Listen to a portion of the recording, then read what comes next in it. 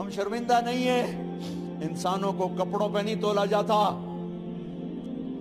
آج کا میرا دیس کا مالدار اتنا فقیر ہو گیا ہے، اتنا چھوٹا ہو گیا ہے کہ وہ اپنا تعارف کروانے کے لیے 50 لاکھ کی گھڑی لیتا ہے، 6 لاکھ کا جوتا لیتا ہے۔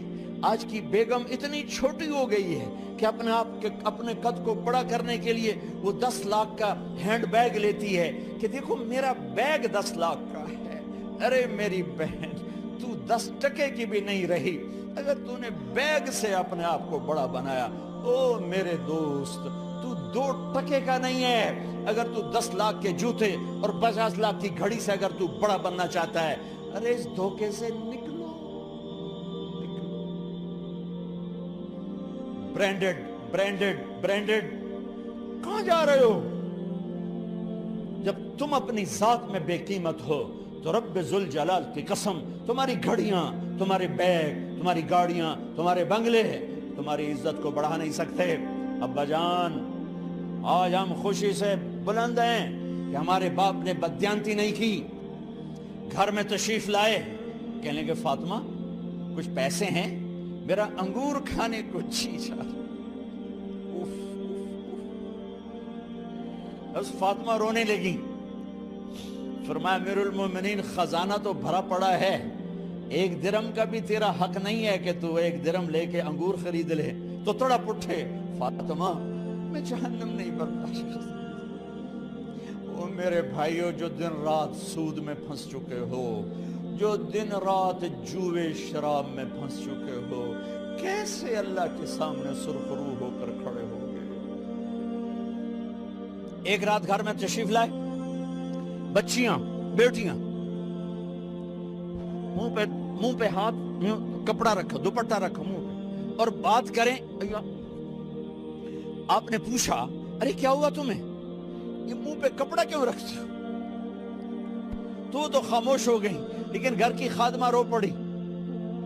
کہا امیر المومنین، آج آپ کی بیٹیوں نے کچا پیاز توڑ کے اس سے روٹی کھائی، سالن کھائی، اور میرے آج کا تاجر کہتا ہے جھوٹ نہ بولوں تو کاروبار کیسے، میرا افسر کہتا ہے رشوت نہ لوں تو گزارا کیسے کروں۔ تو عمر بن عبدالعزیز پھس پہ ہچکیوں کے ساتھ روئے کہ میری بچیوں، میں تمہیں بڑے اچھے کھانے کھلا سکتا ہوں پر میں جہنم کی آگ برداشت نہیں کر سکتا۔ بھائیو، اس بندے نے اپنے آپ کو ذبح کر دی، اللہ کو راضی کرنے کے لیے ذبح کر دی، اپنے ذات کو، اپنے جذبات کو، اپنے احساسات کو۔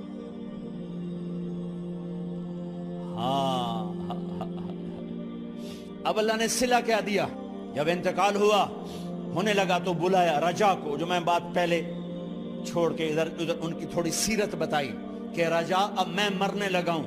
عبد الملک کالا ہو گیا تھا، ولید کالا ہو گیا تھا، سلیمان کالا ہو گیا تھا۔ یہ کیوں کالے ہوئے تھے؟ یہ بے نمازی نہیں تھے، بدکاری نہیں کرتے تھے، کسی کی طرف ان کی میلی آنکھ نہیں اٹھی کبھی۔ یہ ظالم تھے، ظالم، انسانوں کا خون پیا، مال میں خیانت کی، اس پر اللہ نے چہرے پھیر دیے۔ آج عمر بن عبدالعزیز جا رہا ہے کہ دیکھو میں جا رہا ہوں، مجھے دیکھو میرے ساتھ کیا ہوتا ہے۔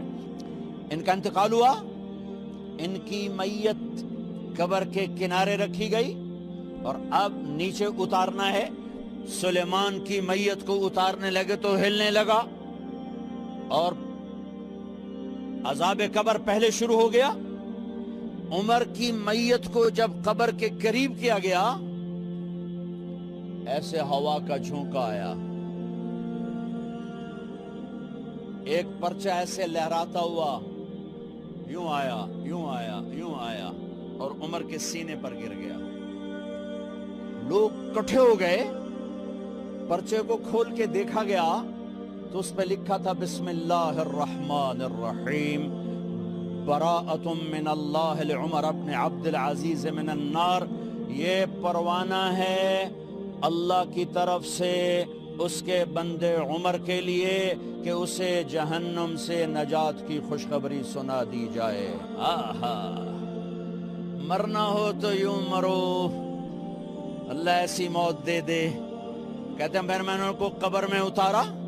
جب قبر میں اتارا تو کیا دیکھا؟ میں نے کفن کی گرہ کھولی تو چہرہ قبلے کی طرف، اور یوں لگا جیسے 14ویں رات کا چاند قبر میں اتر آیا ہو. اور آخری بات کرتا ہوں، میرے بھائیوں بہنوں، اپنے اللہ سے صلح کر